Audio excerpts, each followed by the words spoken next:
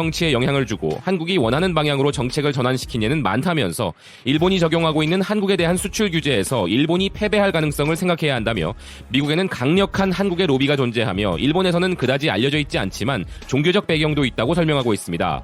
한편 일본에서는 문재인 정부가 한일 청구권 문제를 무시하고 자극을 했기 때문에 일본 정부가 규제를 했었던 것이라는 논조가 눈에 띈다며 아베 총리와 좋은 관계에 있는 트럼프 정권은 결국 일본을 지지하고 이번 일본의 규제에 이해를 보여줄 것이라고 하는 일본 내 기사가 많다고 언급합니다. 하지만 한국의 외교적 수완을 보면 이 문제에서 일본이 패배하고 결국 규제를 철회하게 될 가능성을 나타내는 정보도 있는데 그것은 미국의 정치권에 강력한 한국의 로비의 존재 때문이라고 설명을 합니다. 이미 일본에서는 잊혀진 것 같지만 과거에 한국이 미국 정치에 영향을 주고 한국이 원하는 방향으로 정책을 전환시킨 예가 많다고 이야기하며 역사적인 부분에 대해 먼저 사례를 제시합니다. 1994년 당시 클린턴 행정부는 종군 위안부와 전쟁 생체 실험 부대로 알려진 731 부대와 관련된 일본인의 입국을 금지하는 조치를 취했고 당시 미 법무부는 1차로 관련자 16명을 나열했지만 지금 이 숫자는 35명으로 늘어난 사례를 이야기합니다. 그리고 2007년에 위안부 문제로 일본을 비난하는 결의안이 미국 하원에서 채택되었고 그것을 제안한 사람은 당시 마이크 혼다 의원과 에드 로이스 의원이었으며 로이스 의원은 2017년 위안부 결의안 10주년 기념 행사에서 독도는 한국의 것이라고 말했던 사실을 언급하며 로이스 의원은 2019년 1월까지 미 행정부에서 외교 정책에 강한 영향력을 가진 미국 하원 외교위원회 위원장이었음을 또 하나의 사례로 듭니다. 또한 2013년 캘리포니아주 로스앤젤레스 카운티 글렌데일의 위안부 동상 등 캘리포니아, 뉴저지, 뉴욕 등 미국 내 10곳에 달하는 공공장소에서 위안부 동상과 비문을 설치하는 데 성공했고 글렌데일 카운티에서 일본계를 중심으로 위안부 동상 철거 소송을 제기했지만 2017년에 미국 대법원 판결에서 자신들이 패소 확정됐던 것을 이야기합니다. 2014년에는 버지니아 공립학교에서 미주 일본 대사관이 일본의 표기의 현상 유지를 요구했음에도 불구하고 주 하원의회에서 일본의 표기와 함께 동해를 병기하는 법안을 찬성 81, 반대 15의 압도적인 차이로 통과시켰고 현재 사용되는 교과서에서는 이렇게 병기되고 있다며 미국 정부는 일본의 표기를 고칠 수 없다고 하고 있지만 한인이 많은 지역에서는 병기의 움직임이 진행 중인 점을 언급합니다. 그리고 2017년에는 캘리포니아 공립학교에서 사용되는 역사 사회과학 교육과정에 일본 위안부에 대한 기술이 추가되고 있으며 이 위안부를 성노예라고 명기하고 위안부 전체 수의 추정은 다양하지만 많게는 수십만 명의 여성들이 일본군 점령 기간 동안 이러한 시설에 억지로 넣어졌다고 설명되어 있음을 사례로 듭니다.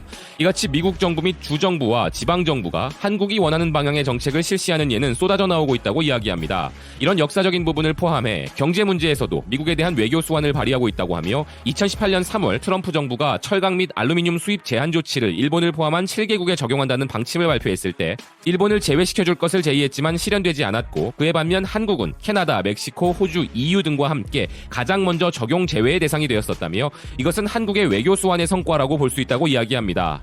이처럼 한국의 미국에 대한 외교 수완은 깔볼 수 없는 것이라며 그 뒤에 존재하는 것이 미국을 대상으로 한 강력한 한국의 로비라고 주장하고 로비에 대한 정의를 원하는 정책을 실현하기 위해 의원이나 의회 그리고 부처에 적극 요청하는 것이라고 설명하며 최근 발표된 감시단체 CRP 보고서에 따르면 트럼프 정권이 탄생한 2017년 1월 이후 미국에서 로비 활동을 벌였던 133개국 중에 한국이 지출한 금액은 약 78억 200만 엔으로 최다인 것으로 밝혀졌다고 언급합니다. 여기서 잠시 미국과 한국의 다른 점을 말씀드리면 한국에서는 로비라는 개념이 다소 불법적이거나 부정적인 부분으로 많이 인식되지만 미국의 경우 정치적인 로비가 합법적인 국가라는 것을 기억해 주시기 바랍니다. 그리고 이어서 2017년부터 2018년까지 일본의 로비 활동비는 세계 2위를 달리고 있지만 한국에 비해 25% 정도 미치지 못한다며 한국의 지출이 일본을 웃돌고 있다고 주장합니다. 이처럼 미국에 대한 한국의 로비 공세는 심하고 자금적인 지원을 받고 있는 미국의 정치인이나 단체, 조직은 많다면서 미국 내 인구수 역시 한인 커뮤니티가 일본계보다 40만 명 이상 상회하고 미국 전역의 로비 활동 전개에서 중심적인 역할을 담당하고 있다고 설명합니다.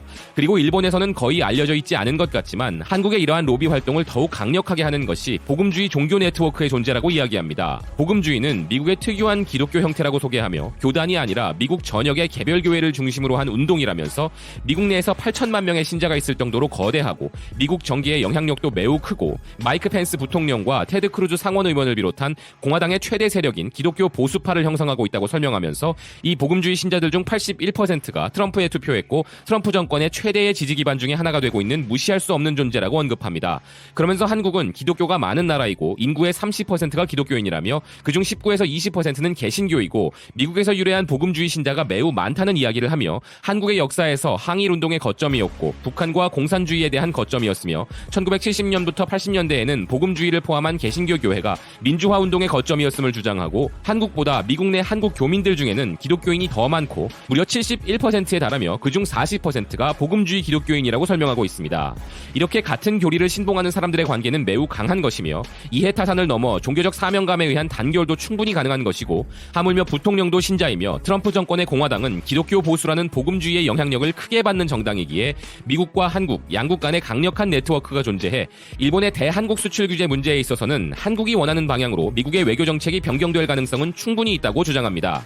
반면 일본은 이러한 미 정치권에 파고들 수 있는 종교적 네트워크가 존재하지 않는다며 일본은 기독교 국가가 아니고 하물며 복음주의 신자는 매우 적고 기본적으로 불교 국가라는 점을 언급하고 미 하원의 불교계 비율은 0.4%에 불과하다며 88.2%의 기독교계 의원의 비율과는 큰 차이라고 설명하고 있습니다. 이렇게 보면 한국은 미국 정치권에 대한 로비 활동에 거액의 비용을 지출하고 있을 뿐 아니라 이익과 손해를 따지는 것을 넘어서는 종교적 네트워크를 이용하여 미 정치권에 영향력을 행사할 수 있는 입장에 있다고 주장합니다. 그동안 한국은 위안부 피해자 문제와 동해의 호칭 문제, 그리고 관세 적용 제외 조치 등으로 큰 성과를 올려왔지만 그 배경에는 이 같은 종교적 네트워크가 있었다는 것을 예상할 수 있다는 주장을 하며 이번 수출 규제 문제도 트럼프 정권의 정책 전환에 대해 강하게 압박해올 가능성이 적지 않음을 부정할 수 없다고 주장하고 있습니다.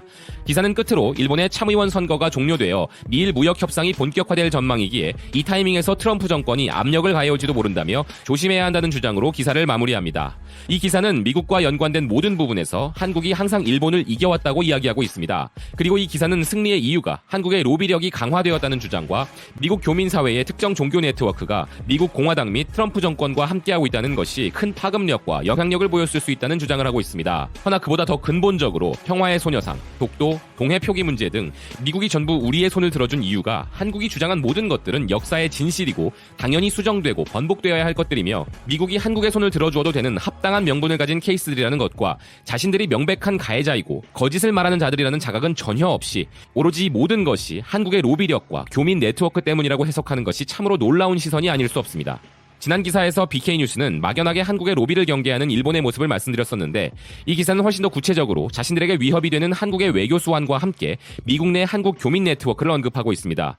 저들의 주장대로 한국의 외교 수완과 교민 여러분들의 네트워크가 강력한 힘을 발휘하여 많은 기업들과 국민들이 피해를 보고 있는 일본의 수출 규제 조치와 추가 조치에 대한 우려를 덜어낼 수 있기를 간절히 바라는 마음으로 기사를 전해드렸습니다. 일본의 참의원 선거가 종료되고 다자간 협의가 펼쳐질 수 있는 중요한 일정이 이번 한 주간 펼쳐질 것이기에 BK뉴스는 시청자 여러분들에게 관련한 소식을 더욱더 논란 이후로는 주제로 이기고 있습니다. 한일 양국의 갈등이 10여일간 지속되고 있는 가운데 이제 양국의 뉴스가 본격적으로 전 세계에 여론화가 되고 있는 흐름이 감지되고 있습니다. 2019년은 미중 무역 전쟁이 심각하게 진행 중인데 G3라고 불리우는 일본까지 무역 제재에 뛰어들었다는 소식이 퍼져나갔고 그 대상은 한국이라며 본격적으로 방송을 타기 시작한 겁니다. 따라서 그에 관한 다양한 해석이 나오고 있는 상황입니다. 그런데 이러한 방송이 나갈 때 단편적으로 일본이 한국의 수출 규제를 단행했고 양국이 갈등을 하고 있다는 표면적인 방송이 나간 게 아니기 때문에 일본 당국을 크게 난감하게 하고 있다는 것입니다.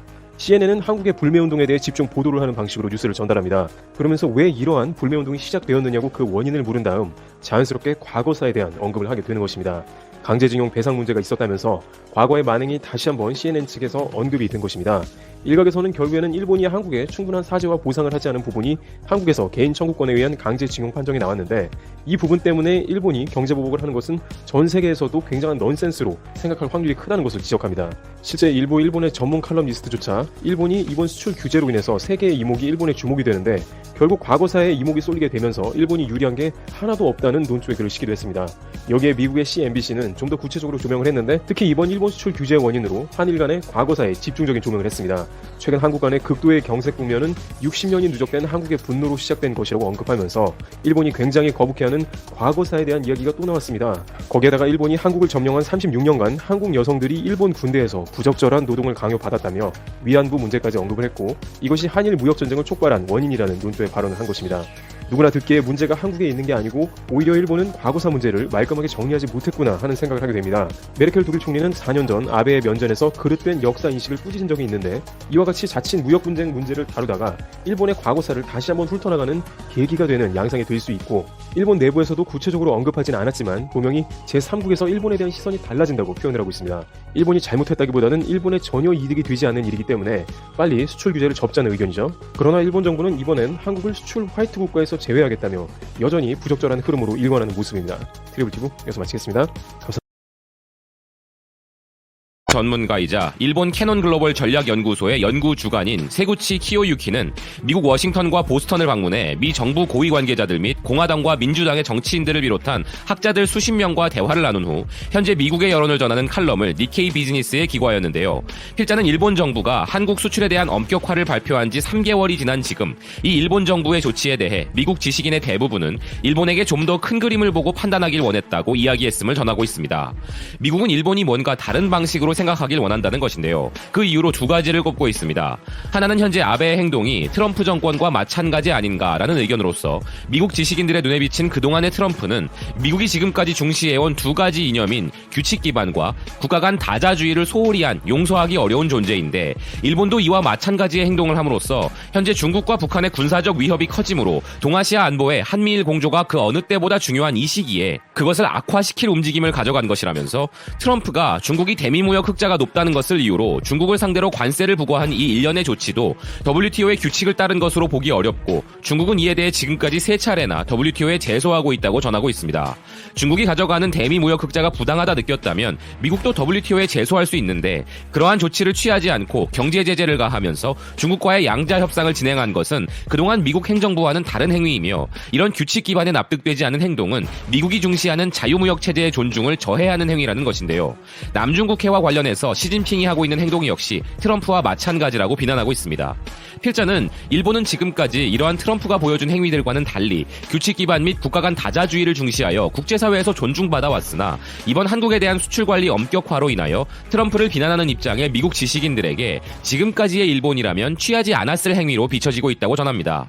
이어 필자는 이 엄격화 자체를 위반이라고 평가하는 의견은 없지만 다자주의에 대해서는 양국 간 교섭으로 한국을 압박했다. 보복을 해도 영향은 작다고 생각했을 것이라는 견해와 일본에 비해 상대적으로 취약한 입장에 있는 한국에게 왜 그렇게까지 했냐고 비난하는 의견이 대세라고 덧붙이는데요. 만약 한국 기업이 안전보장에 관련된 전략물자를 북한에 흘린 것이 사실이라면 그것을 알게 된 시점에서 WTO 등의 국제기구의 관계국들과 연계하여 시정을 구하면 되었을 것이라면서 일본인 기준에서는 한국 정부가 강제징용 판결을 둘러싸고 적절한 조치를 하지 않았기 때문에 한국이 이번 사태의 원인을 제공했다고 이야기할 수 있겠지만 미국의 전문가들 사이에서 이 문제는 널리 이해되고 있지 않으며 수출관리 엄격화 행위가 정말 이 문제와 관련이 있다면 또 다른 비판을 초래할 것이라고 일본 정부의 행위를 지적하고 있는 필자입니다. 그리고 필자는 중국이 군사 예산의 확대를 계속하고 있고 북한은 신형 잠수함 탄도미사일까지 발사하고 있는 동아시아의 안보 문제와 관련하여 그 어느 때보다 한미일이 일체가 되어 지역 안정을 도모해야 할 판에 한국의 반발을 불러일으켜 통합을 방해하는 행위가 일본에서 나온 것도 미국 지식인들의 비판을 초래하고 있다고 전하고 있는 것인데요. 이런 미국 지식인들의 의견이 무조건 정답인 것은 아니지만 국제 여론에는 영향을 끼칠 수 있는 부분이고 현재 일본의 행동은 이렇게 국제적인 기준에서 봐도 비상식적인 행위이기에 트럼프처럼 절대적인 힘을 가진 것도 아닌 아베가 이렇게 트럼프와 시진핑을 따라하는 것은 언젠가 역풍을 맞게 될 것이라는 의견입니다. 지금까지